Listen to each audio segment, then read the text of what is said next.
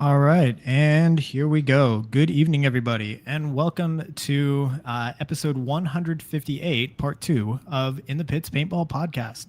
This podcast is focused on everything that has to do with the paintball scene here in Texas, from professional players and teams to new divisional programs, local tournament series, field owners, Texas-based brands, even photographers and videographers. Every week, we'll have a short and sweet episode with a new topic and a new special guest.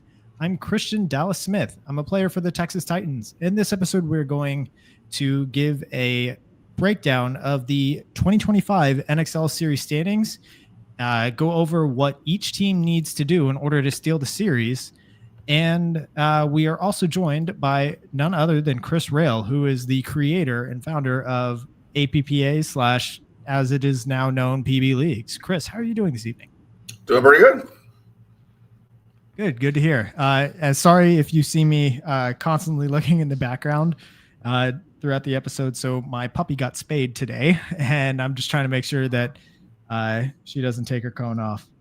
And she's not very happy about it at all. She was just growling at me a lot, even though she's incredibly groggy. But yeah, we're going to do our best here. So, Chris, let's start off with kind of how the series standings is calculated. So you being the creator of PBLeagues, like what all went into the figuring out what place values were worth how many points for the series standings? So historically, the PBLeague standard is kind of the same as classifications, where we just have first place is 100 points, last place is 10 points, so we scale in between. A few years ago, NXL, because the pro division is the same number of teams all the time, they put it to a fixed scale. So they have 200 points for first. I believe it's 1 point for last place. And that's fixed for every event. And it's scaled a little bit so the gaps are different sizes to kind of reduce the amount of ties you have. And then the other divisions outside of pro, it's fixed for the top 8 places. So, regardless of the size of the event, like your 8th place is always going to be the same point total. So it's 100 for first, 96 for second, 93 for third, and it goes down to 80 for 8th place, I believe. And then from there, it goes 8 out of 10, kind of the same scale. So the last place team is 10, and everybody else that's not in the top 8 scales between those. Okay. And so could you tell us a little bit more about why that change was made a few years ago to make that top 8 always a fixed amount of points? It's kind of there's different opinions on it. And NXL felt at the time that if you got second place at a team with 20 teams and second place at a team with 30 teams, they're all NXL events, they should all count the same. Okay, fair enough. It definitely makes the calculation a little bit more interesting, especially now that I know you said that the pro division always has 20 teams, but World Cup doesn't have 20 teams anymore. Now the NXL is inviting 3 teams from Europe and then 1 team from Latin America to make 24 teams at World Cup. So how does that shake things up? So it's not going to change the fixed points at the top of the scale. So you'll have your top 8 teams are getting the same points. Your championship teams. So there's going to be Legion, Fit, Impact, and then I think it's Breakout from Europe. I'll play the champions bracket, so they'll all be in the top 8 for sure. Then everybody else that leaves 20 teams to be in the same 5 brackets of 4 or 4 brackets of 5 you would have at any other event, and they will play in for the top 10 spots to filter eventually the quarterfinals. All right. And I noticed that there was actually a shift between the 2023 and the 2024 season standings as far as how those European teams affect the scores overall. I noticed that in 2024, it was coded to where the bottom 4 pro teams at World Cup all got that last place score with 2 points. Whereas in the 2023 series standings, it was more so like the European teams that came to join us were pretty much factored out of the equation.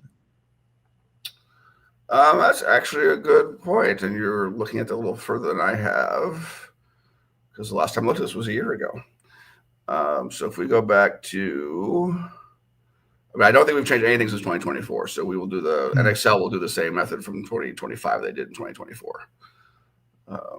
Okay, good to know. So I know that last year heading into World Cup, like Legion, if it had been the 2023 calculation where the European teams were completely factored out of the equation, the lowest place that Legion could have gotten would be 7th, since that European team would have taken one of the top 8 spots. And based off of that, Legion had already secured the season before even going to World Cup. So do you think part of that was maybe driving behind the change?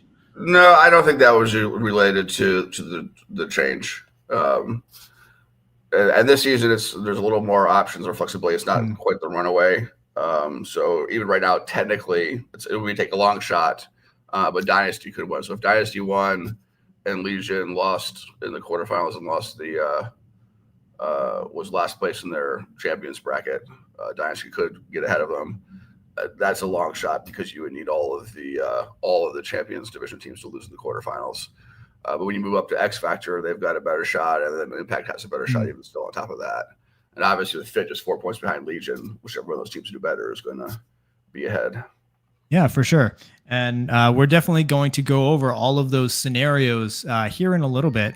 I guess the other question for you is concerning the WNXL. So since that division only ever has, I think, 8 teams throughout this season at the other events before inviting the out of country teams, or I guess out of continent teams for World Cup, considering there is a Canadian team in there. How do you feel as far as like that top 8 fixture also being in play for the WNXL? Well, my feelings don't matter. So NXL has a set of rules. I believe the NXL rule for WNXL will apply the same. So they'll have the same fixed top 8. And then the next will filter out below that. So, the teams that are in competition will still use the same fixed scores that they've had all season. Right. And I should correct myself. So there are actually 10 pro teams in the WNXL, it looks like, or at least there were 10 in Tampa. So yeah, considering that original NXL was, I think, 4, WNXL was 4, but this year's 10. It's been 10 all season. Right. So considering that the top 8 are locked, and then 9th dropping all the way from 80 down to 45 points, and then the last place team still getting 10. Do you think that as the WNXL expands, we could see potentially a change there? I mean, for sure. I feel if the WNXL division expanded and they were having 12 teams all the time, that they might go to a fixed scale similar to the pro division.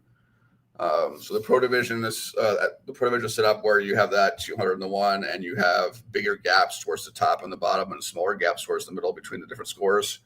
And it kind of bakes in tiebreakers. That also bakes in a little bit because the pro division has relegation. So scores at the bottom matter more, where I do not believe that WNXL does relegation.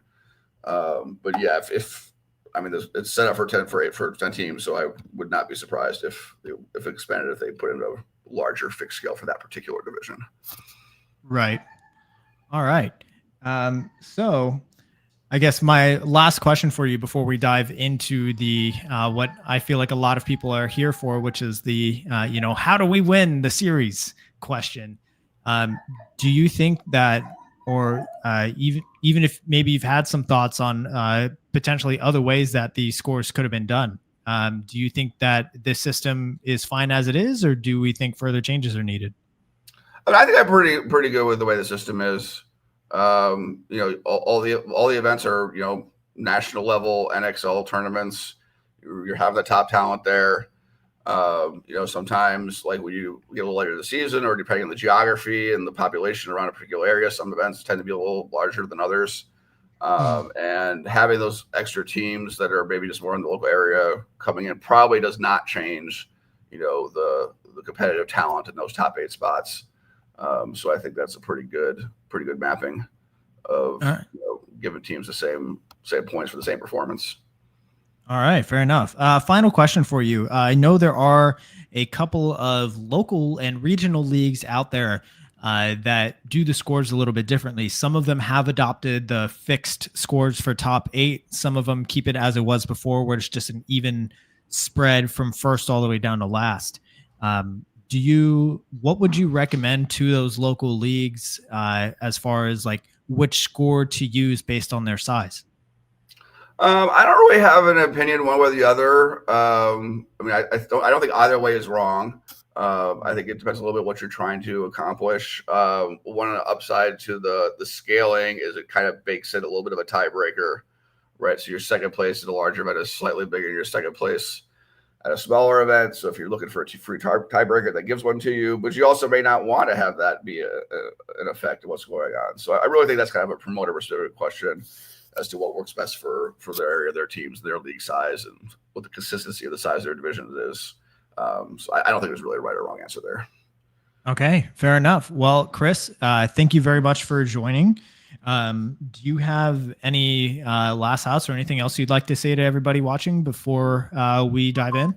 No, it's just math. All right, fair enough.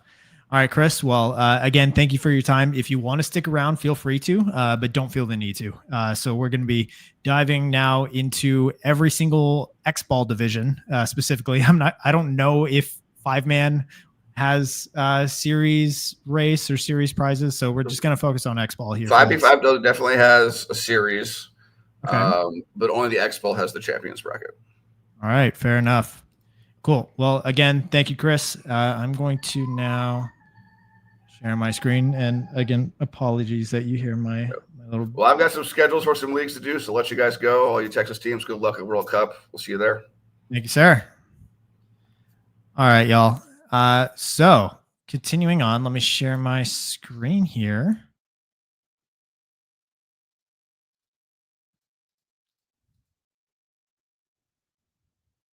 Let's see, share screen, and there we go. Y'all should be able to see it now. Oh, hold on. Let me redo this. How do you want to do this? There we go. All right. So starting out, we're going to go back over to the pro division. Let me see how to make this bigger. There we go.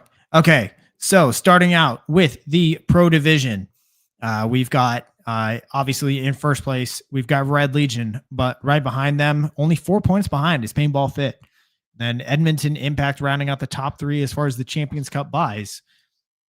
And then followed by X Factor, Dynasty, Tauntaun FSU, Houston Heat, Tampa Bay Damage, Uprising, Hurricanes, Baltimore Arsenal, Aftershock, AC Diesel, LA Ironmen, Infamous, the Sea Dogs, Aftermath, NYX, Leverage, and finally NRG Elite down on the hot seat. So we've done both a promotion picture and a relegation picture for this. So we're going to start, or sorry, I shouldn't say promotion in the pros. I should say the series champion. So for the series championship, Legion and Fit are only 4 points apart. The gap between first place and second place over in the pro division, and I'm going to triple check my numbers here before I misspeak. So the gap between first place and second place with the double points at World Cup is 28 points. So given that there's only 4 points between Legion and Fit, either team can secure the series, must win World Cup, and or finish ahead of the other team while placing within the top 4. That's all it takes. Legion and Fit are the only 2 teams in control of their destiny. Now, the top 5 teams all technically have a chance to steal the series.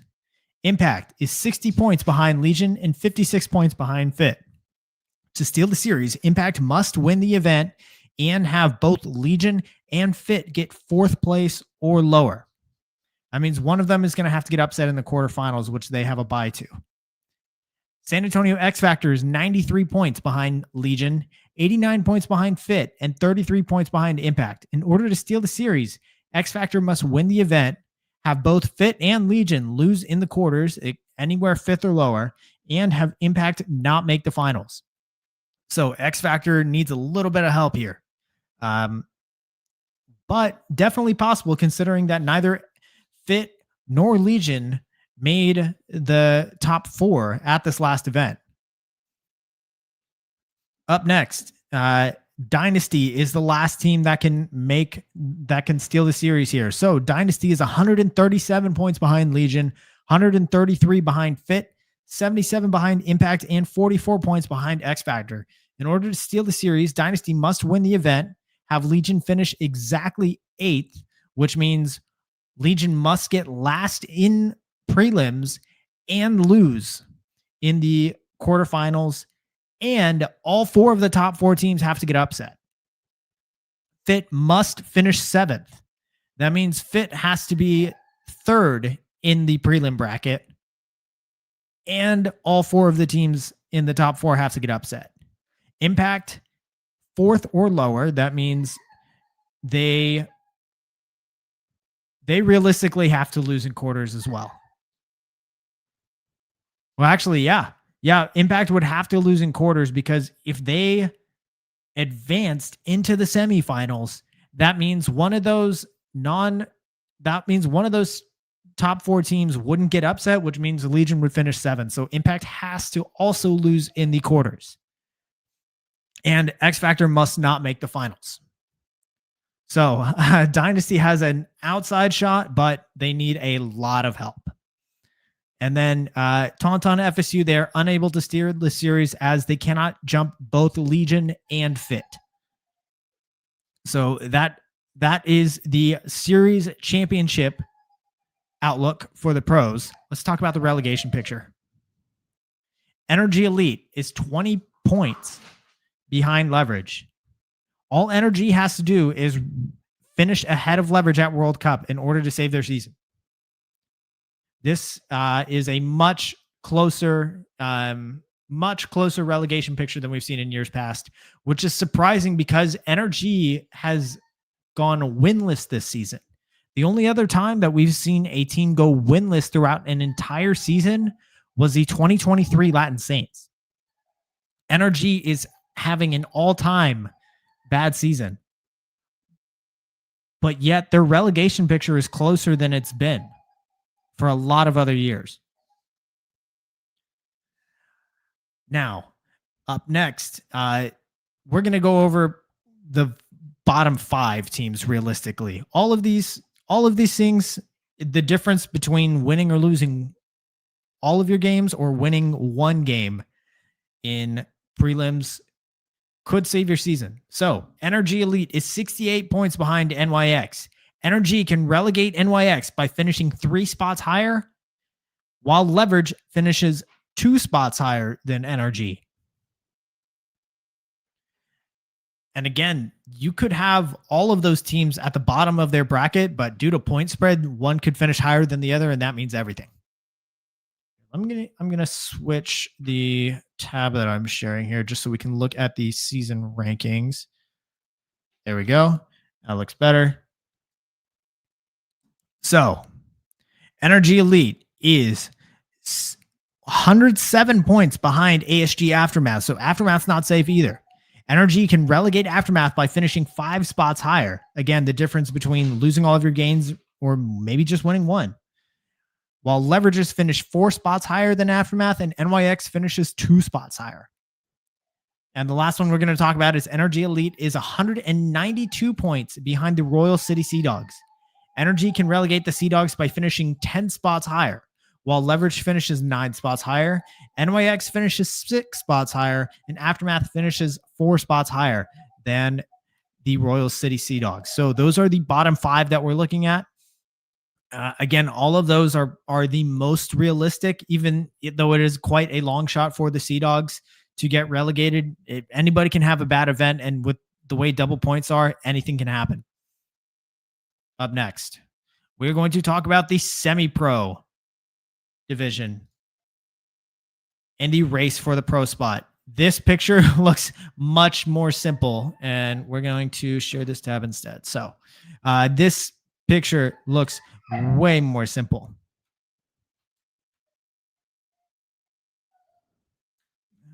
There we go. All right. So the top 3 teams are in the running for the series title. The Jesters cannot overtake BR Factory due to the cup buys. The lowest that BR Factory can finish is 8th, which is a 40-point gap from first place. And the New Jersey Jesters are more than 50 points away. So it's 52.5 points. So Jesters are out of it. Collision is 29 points behind BR Factory. Distortion is 33 points behind BR Factory. BR Factory secures the series and the pro spot with a 5th place or better. They're guaranteed top 8. BR Factory can lose all of their games in prelims, win 1 game on Sunday, and then lose the semifinals, lose the 3rd place match, and they still win the series. BR Factory just has to win 1 game at Cup. That is how much of a lead that they've built here with making every single finals. BR Factory cannot get 8th place unless all the Champions Cup teams get upset, as they are seated ahead of the non-Champions Cup teams. That's just how, like if you lose in ochos, if you lose in quarters, the final seeding is based on your seeding out of prelims. So the chart here shows what place BR Factory gets, what place Collision and Distortion have to get in order to steal the series. So Collision needs BR Factory to get 6th or 7th and win the event. Again, they can't get 8th unless Collision also loses in quarterfinals. Wildside Distortion needs BR Factory to get 7th place. That means all of the other top 4 teams lose in quarters. BR Factory gets last place out of prelims and loses in quarters. Those are the only ways that Collision and Distortion steal the series. Other than that, BR Factory is very much in control of their destiny. Now let's talk about Division 2. And again, I'm sorry that I gotta take care of my Billy girl. So Division 2. Again, a very simple chart here. We've got newbies, Louisville Asylum, who they were known at the first event under a different name where they won Tampa Bay Open. They were known as Immortal Effect at the start of the year. They rebranded to Louisville Asylum, or rather rebranded. And then you've got the Beefy Boys and Rejects. Only the top 3 teams are in the running. The Rejects cannot overtake the newbies due to the World Cup bye, as newbies can only finish in 8th place if all 4 bye teams get upset. So the gap, again, it would require Rejects to lose in the quarters in order to get 8th. Newbies secures the D2 series title with a finals appearance. If the newbies do not make the finals, the Louisville Asylum secures with a win or a second place with newbies getting 4th or lower. Beefy Boys can steal the series, but it requires a win and the newbies to get 6th or 7th place, and Asylum also losing in quarterfinals. That's it. That's your picture for the series for Division 2. Real quick, those of you that are in the chat, what teams are you playing for? What who are you hoping takes each of these series? Because we're seeing that it's only a few teams that are still in the running. Up next, we have Division 3. Okay, and just to give y'all a heads up, I only was able to complete Division 3 and Division 4 just because, obviously my puppy got spayed today, and so I've been taking care of her. But Division 5 is basically if you played any event, then you're in the running. So Division 3, you've got the top 11 teams that are in the running. The Farm is more than 40 points behind New Jersey Filthy, and they cannot overtake them. Okay, let's switch back to this tab. Okay. So here's Division 3. The top 11 teams, again, are in the running. So everything from New Jersey Filthy all the way down to Rays.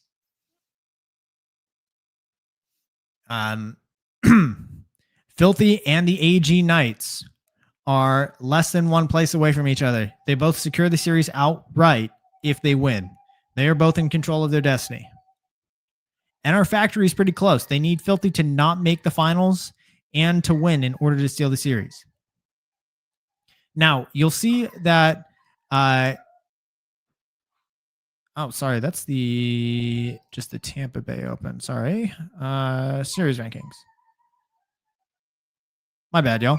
Okay, so you'll see that KC Sports Complex and the Gulf Coast Ragtag Army are tied in 4th place. However, according to the NXL rules, the winner or the higher place at the most recent event is the tiebreaker.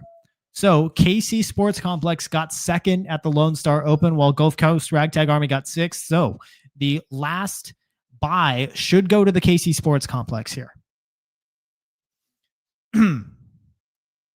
Now, KC and the Ragtag Army, in order to steal the series, they need a win. They need Filthy and the AG Knights to both get 4th or lower, and they need NR Factory to not make the finals in order to steal. Now, the next couple of teams all need the same scenario here in order to steal. So that would be Evil, NME, and Enemy of the State all need a win, Filthy to get 5th or lower, the AG Knights 4th or lower, and the NR Factory to not make the finals in order to steal. Raleigh Razorbacks need a win, Filthy 6th or lower, AG Knights 5th or lower, NR Factory 4th or lower, and all of KC Sports Complex, Ragtag Army, Evil, and Enemy not to make the finals in order to have a chance to steal. The LA Wildcards are technically still in it as well. They need a win, Filthy 7th or lower, AG Knights 6th or lower, NR Factory 5th or lower, KC and Ragtag 4th or lower, and all of Evil, Enemy, and Enemy of the State not to make the finals in order to have a chance to steal. And lastly, Rays. Rays need, and I believe, no, never mind. So Rays, they need a win. They need Filthy to finish exactly 8th, which means all 4 of the top 4 teams need to get upset. Filthy needs to get last in prelims and lose in quarters. AG Knights exactly 7th. NR Factory exactly 6th. KC Sports Complex exactly 5th. Ragtag also 5th or lower. Evil and Enemy 4th or lower. And Enemy of the State not to make the finals in order to steal. So that is your scenario here. I'm going to share the tab just so y'all can see all of the scenarios here on the screen. If you want to take screenshots or whatever, or pause or go back. So this is the D3 series title scenarios. I'll go back to D2 as well, just to show you that. So D2, again, the top 3 teams are in the running. There's your scenarios. Now let's go to D4. That's the last one I was able to make the chart for here. But we will also talk about Division 5 and the WNXL. So Division 4. Let's go back to here. So Division 4. We have the top 9 teams are in the running. The 10th place team, Energy Elite Charlie, with the way that the cup buys are, they cannot overtake all 4 of the top 4 teams due to the cup buys. One of those teams is going to get 5th place, and they cannot overtake with a 5th.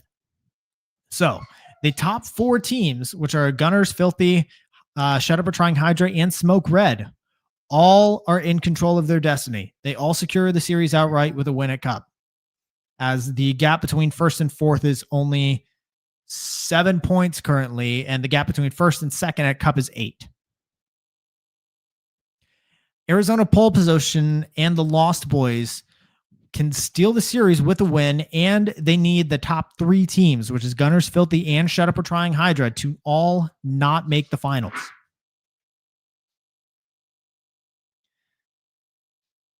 And if I remember correctly, Cup last year had a lot of teams in the Champions Cup lose. So any of these things can happen. BR Factory can steal with a win, and they need Gunners and Filthy both 4th place or lower, and they need Shut Up or Trying and Smoke not make the finals. Eastside Bandits can steal with a win, and they need Gunners and Filthy 5th or lower, Shut Up or Trying Hydra 4th or lower, and Smoke to not make the finals. And finally, the leftovers, which pretty cool that the leftovers, a team full of throw-togethers all year, are in the running for the series in D4. They can steal with a win, and they need Gunners and Filthy both to be 8th and 7th. They need Shut Up or Trying Hydra 6th, Smoke 5th, Pole Position and Lost Boys to not make the top 8 in that scenario, BR Factory 4th or lower, and the Bandits 3rd or lower. What was it that I said about D5? I'm not there yet. I haven't talked about D5 yet. I didn't make it them on the spreadsheet. Oh. Sorry, my puppy really does not want to be in this cone. And she is trying to bully her way.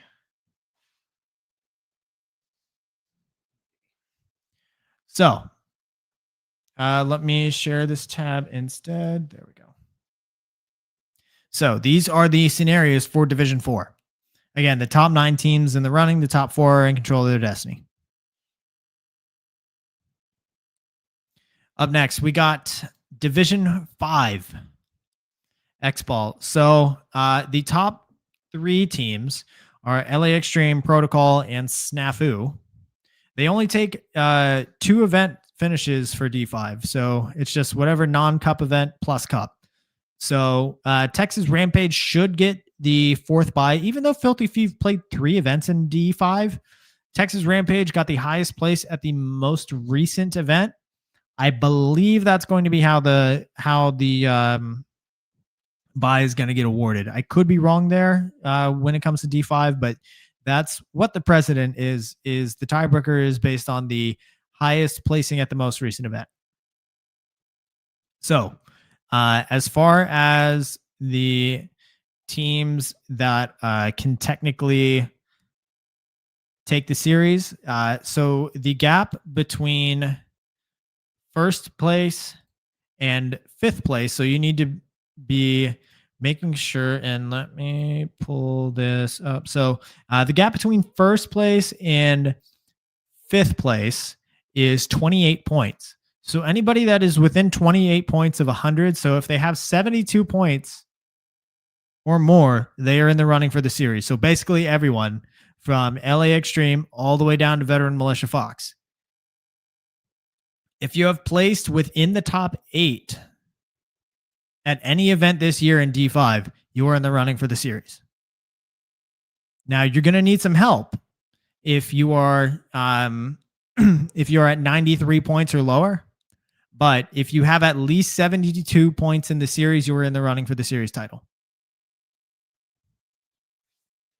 Okay. So that's all I'm going to say about D5. There's just too many teams here. So Splat Houston, what was it that I said about D5? So for example, like you have 90 points. You need LA Extreme, Protocol, and Snafu to all not make the finals. And you have to win. And I think Protocol is ranked D4 now. So you just need LA Extreme and Snafu to not make the finals in order to have a chance to steal.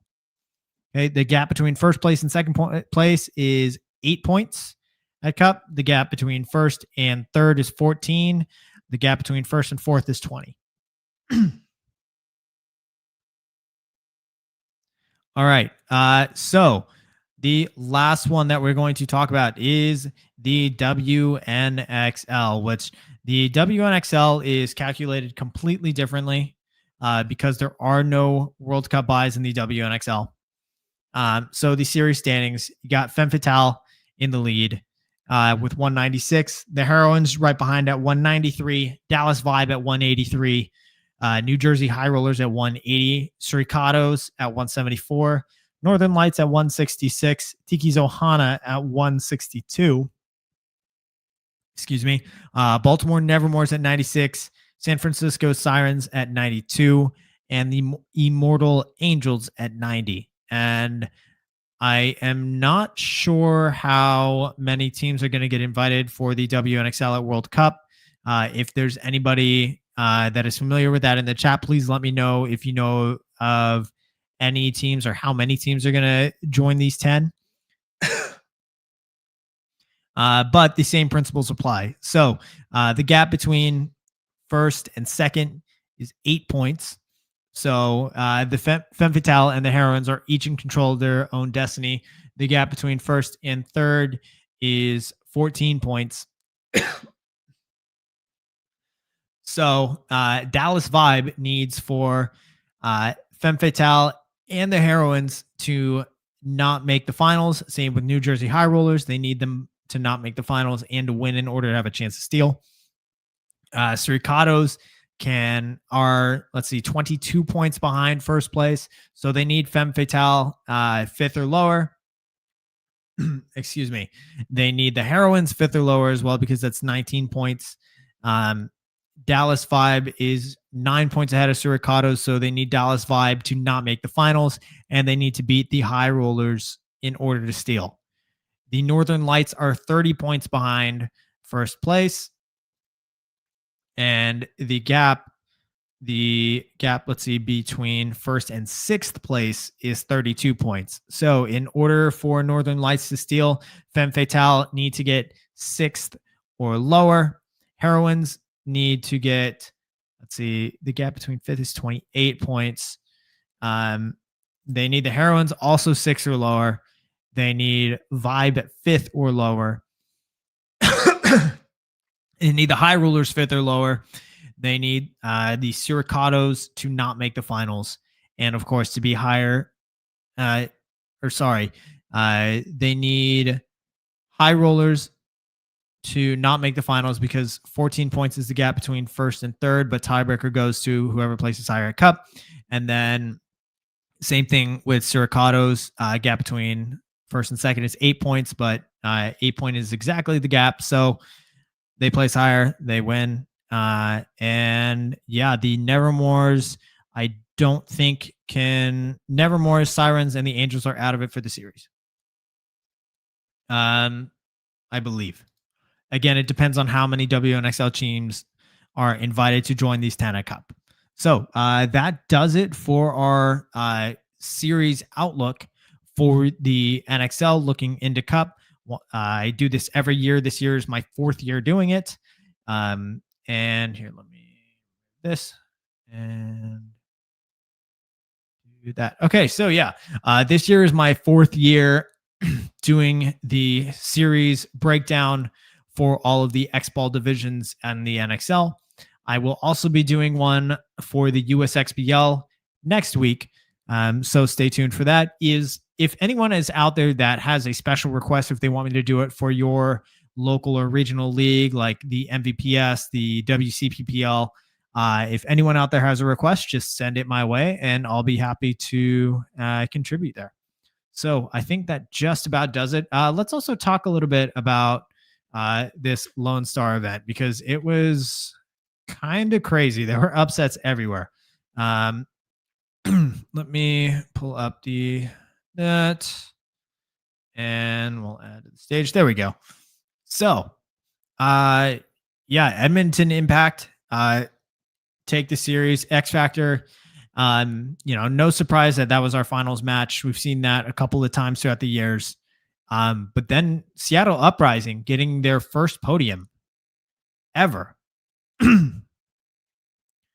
New Orleans Hurricanes in the top four. After, who do they beat in the quarters? They beat Fit, I want to say. No, they beat Arsenal in the quarters. And then you got Legion got knocked out by X Factor. Arsenal got knocked out by the Hurricanes. Fit got knocked out by Uprising. That's right. And then Impact knocked out Tampa Bay Damage. And then Tauntaun FSU and Infamous getting knocked out in the wild card round. X Factor fighting all the way from the wild card round to the finals. And then looking at the bottom 10, Houston Heat just barely not making it out of prelims is crazy. AC Diesel looked really good in their first couple of games. They managed to beat X Factor even with missing some of their players. But the Hurricanes just surprising everybody in that bracket. And then all the way down to the bottom, Energy Elite, unfortunately not having a great event. Semi-Pro, Collision, outlast BR Factory, but BR Factory makes their fourth straight finals. And then you got Nasty and Wildside Distortion, The Oilers, shout out to the Oilers, Texas team making their way into the top 8. Miami Effect starting to figure it out. They started out the event 2-0, winning both their games on Friday. Shout out to Chris Raehl. Glad to see that y'all were starting to figure it out. And then Texas Demolition, adding Jared Sherman up from X Factor for this one. We'll see what is going on there in the future. Down to D2, Beefy Boys again in the top 4. Shout out to the Beefy Boys, still in it for the series. Let's see, the Oilers, and then the rest of the Texas teams didn't do too great in Division 2. I wasn't at this event. That made me really sad to not be there. But I will be at Cup. Division 3, PTN dropping down from Division 2 and immediately winning Division 3. Let's see, Evil in the top 8 again. A team on paper that I think Justin Doman would agree that they were expecting better results this year, even though they've had a lot of podiums. Just no wins yet. But again, just forever a Sunday team. That's a very high standard, and should be noted. Beefy Boys D3, I believe this is the first event that Beefy Boys fielded their D3 event in the NXL, and they cracked Sunday. And then I think that's it for Texas teams. We have AC, Evil PB, and then Max at the bottom. And then D4, let's see, Hydra Kids and Shut Up We're Trying Hydra in the top 3. The Gunners dropping in the quarterfinals, but still in control of their destiny. And then, that's pretty much it as far as the Lone Star event. What did you guys think of the layout for Lone Star? And what do you hope that the layout is going to have at World Cup? So I think we're done there. All right, y'all. So I think that just about does it for this one. Again, I will be doing another series outlook for the USXBL next episode, for episode 159. Hopefully I'll have more stuff in my background as well. But that just about does it. So what other guests would you all like to see on the show? Be sure to leave a comment down below. While you're at it, hit that subscribe button. The show goes live Wednesday evenings here on youtube.com/@Major League Paintball, and recordings are posted to YouTube, Amazon, Apple Podcasts, and Spotify the next day. I want to give a quick shout out to my partner and sponsor tier subscribers on Patreon. Get That Shot, Paintball Kumite, Bemraps, Hydra, XTPL Events, Mariachi Aguilas de Oro, San Antonio 3v3 Series, 71 Designs, TexanHemp.com, and Splat Zone Trinity 3-Man, which shout out to Splat Houston. I'm going to highlight the chat message here. The Trinity event is doing the year finale here in a few weeks. Be sure to go sign up. Again, the 3v3 Open X Ball, which has taken the scene by storm. You're seeing more 3v3 Open X Balls all over the country and in the NXL. So go sign up. That final event is going to be October 5th, Sunday, October 5th, over at Splat in Houston. Currently, the deadline is October 2nd to get signed up. The second registration deadline is this Saturday. Go get signed up. All right, y'all. So that does it. We'll see you next week.